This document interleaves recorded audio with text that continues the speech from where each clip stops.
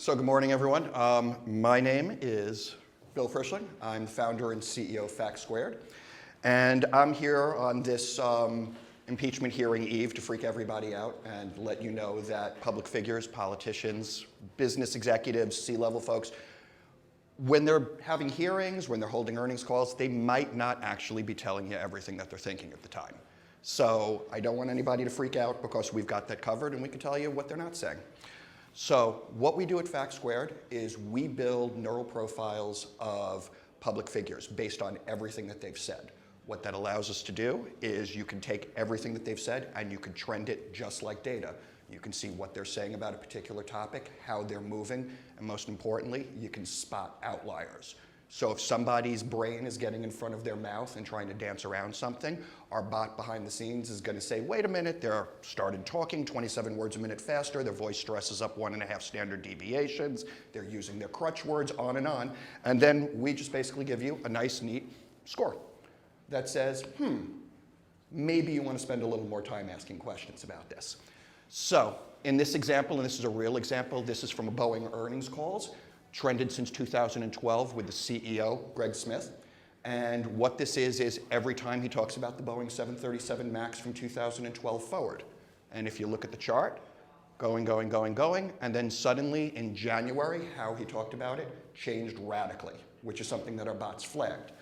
It stayed elevated, and as I think everybody knows, the first incident happened with Lion Air about 9 months after we started flagging this. And we've got hundreds of examples of this in the earnings call space. So we have two main product lines right now, Transcribe and Analyze. Transcribe is the now business model, kind of like Netflix with DVDs. It's what people get, it's what people are interested in, and our pitch on that and our customers, real simple. We are faster, we are better, we are cheaper. We have to do that anyway as part of Analyze. What Analyze is, and that's where we see the future, is where we go in and generate 254 data points per word spoken for every second that we're recording.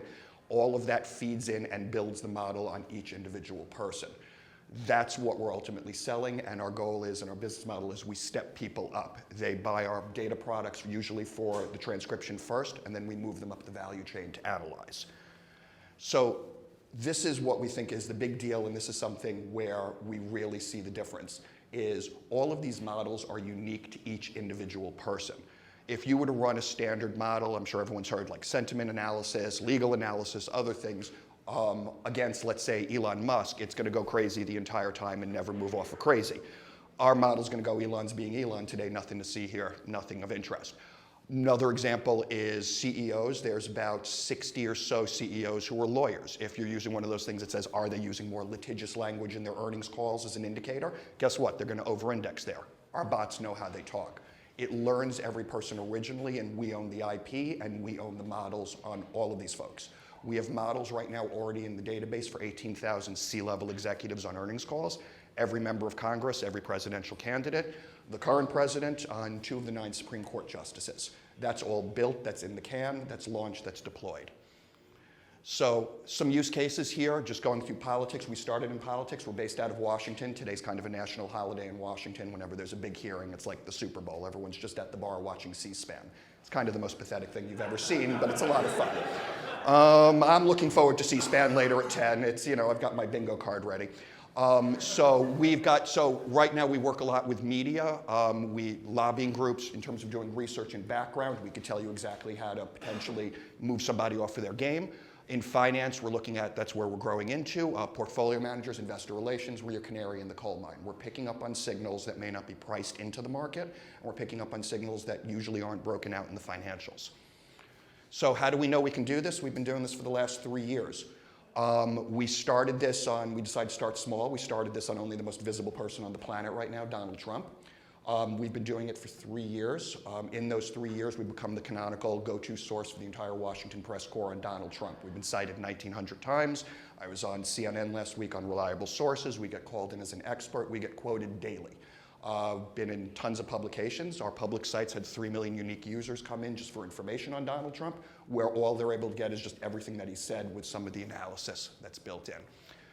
So We've got products already built. We do right now every congressional hearing, all of the congressional floor. We do every single earnings call right now. S&P 500 does it with 500 people in Manila. We do it with 1.5.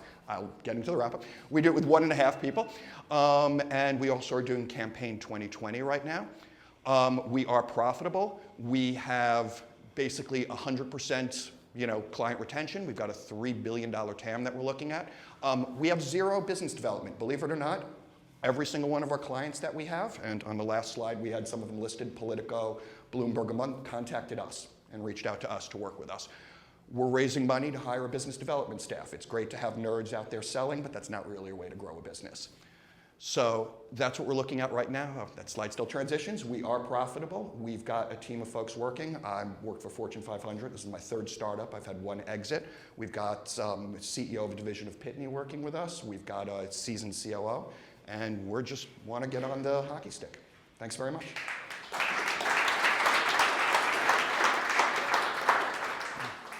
Any questions before we all go run and watch C-SPAN, which I'm sure is what everyone's doing? Hold on a second. We're going to start with the panel. Sorry, 1 second. How you doing? Not too bad. Sorry, I'm under caffeinated, so I apologize. Well, don't do that. Basically, what I was going to ask you stuffed into the last 30 seconds. Yeah. And so I guess my basic overall point would be you got to know your 5 minutes. Like what you've got to get out. But my question was going to be, what is your product and how much does it cost? And I think you sort of like crammed it in there in the very end, but it's you spent the entire 5 minutes, setting up the, it's intriguing, but I was just like, who buys this? So, even when you did the use cases, it was so you've got this information on all these, all these people, and I think I saw, okay, so if I was trying to value a stock, it would be very interesting information and potentially game-changing information. You're like, oh, I think the CEO is lying. Yep. Okay, so how do you buy that? You hit it. You hit a tab, or you just. I started rushing through looking at the time, yeah. So that's probably my only overall thing. You hit. I think you did hit by the end. Just the there's the idea, there's the market, and then there's the who's doing it. And right. You spent 5 minutes talking about the idea, and then bam, bam. And I think you had some pretty impressive information, who's doing it, you yourself and some of the other folks, and the market, I would expect, but I had to sort of expect it because we didn't see it in time to actually grok it. But that's fair. Overall, that's my feedback. Thank you. So a couple of things. One, I know it's very difficult to stick to the 5 minutes, right? And I'm sure you could have filled this up for 30 minutes, if not an hour. I could say hello for an hour. Right, exactly.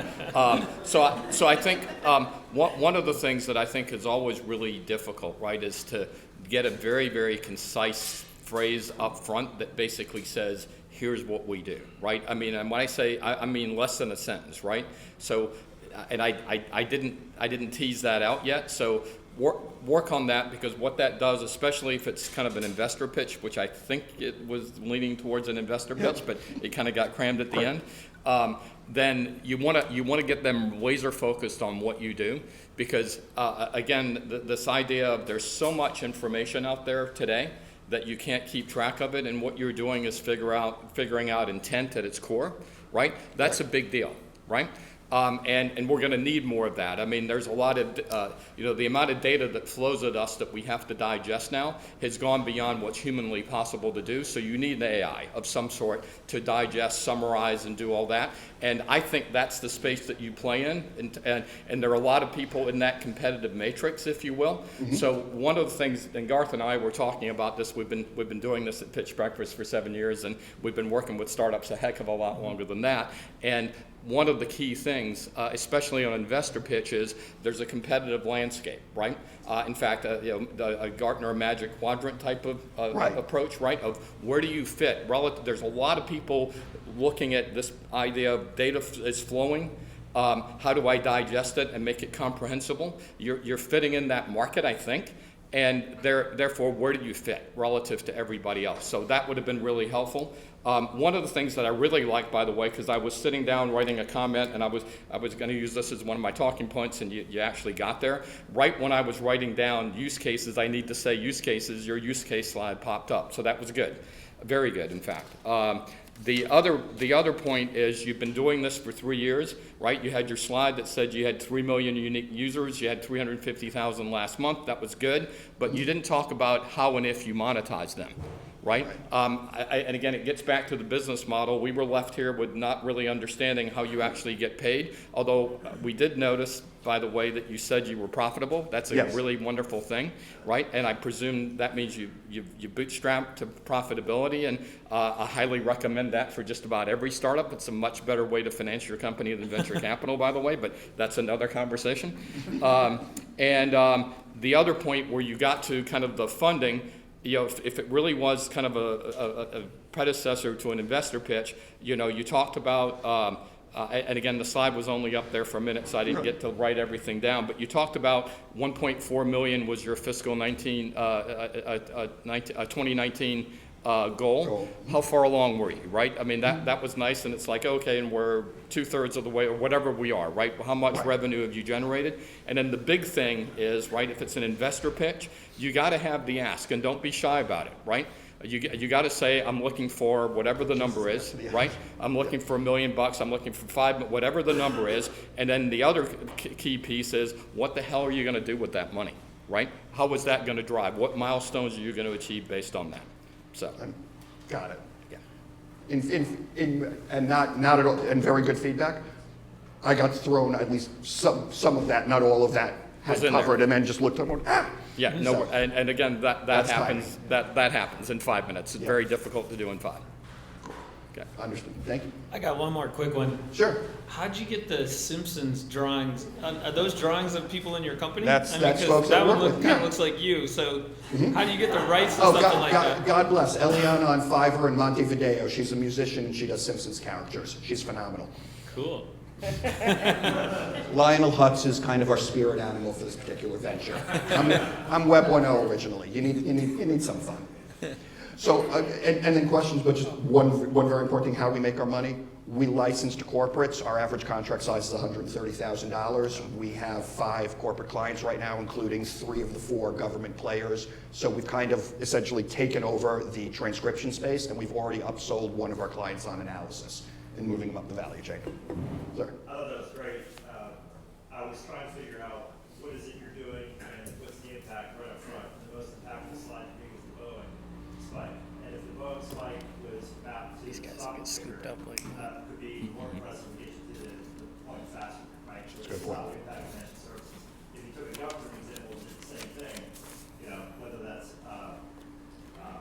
whole numbers or whatever, however you would measure it, that would be interesting. One question I had is, when you go to the investor calls, most of the comments are prepared comments. Correct. And the Q&A is where things would get interesting, I would think. Correct. And I would think the same thing in terms of what's happening on C-SPAN. Lots Right. of prepared comments, some Q&A. The Q&A is where you really want to dig in. How do you weight those two things? So we actually separate out. Everybody reads and speaks differently. So we have separate scores for somebody's on script and when somebody's off script. We score the Q&A and the remarks separately. Everybody's got some kind of a gap and responds differently. Trump's always my favorite example. We started with him. He reads at 109 words per minute. That's his 30-day moving average. He speaks at 234 words a minute. That's his 30-day moving average. We could tell you on and off script without ever seeing the script in advance. We could also, incidentally, tell you what his speech is going to be before his speech, but his model's pretty advanced. Do you guys ever take any kind of legal precautions, or you guys cover because you guys are all speaking in the public domain? So we very specifically only do this on public figures. We watch things like the Illinois biometric law, what's going on with California, obviously in Europe. We stick with folks who are either can influence or create laws, or people who are seeking the public trust by looking for investment in money. Brad Pitt, in our opinion, is not a public figure by that definition, but you're C-level of a public company, you absolutely are a public figure. You should own what you say and say what you mean. Time for about one more question. So predictive future is a pretty big superpower. Yes? When you guys are selling it. What? When you guys are selling it. Mhm. So do you guys do anything with that data yourself? So right now, we actually looked at starting our own hedge fund, and we realized we know data, we know people, but we don't know stocks. The easiest example there is we can tell you the current American Airlines CEO hates the new paint job on the plane. Our bots don't know if that's important, don't even know what an airline is, and isn't sure what American Airlines is, but they know he hates the paint job. We also know he's not nuts about some of the new long-range, long-haul routes. From an outsider, I'm going to assume that's more important, but from the bot's perspective, those are two topics where he's off his game, his brain's in front of his mouth. So that's where we decided on, we need to sell this data. We're not really the right people to go out and say, let's monetize it ourselves. We're a tool in the tool belt. All right, FactSquared, everybody. Really interesting.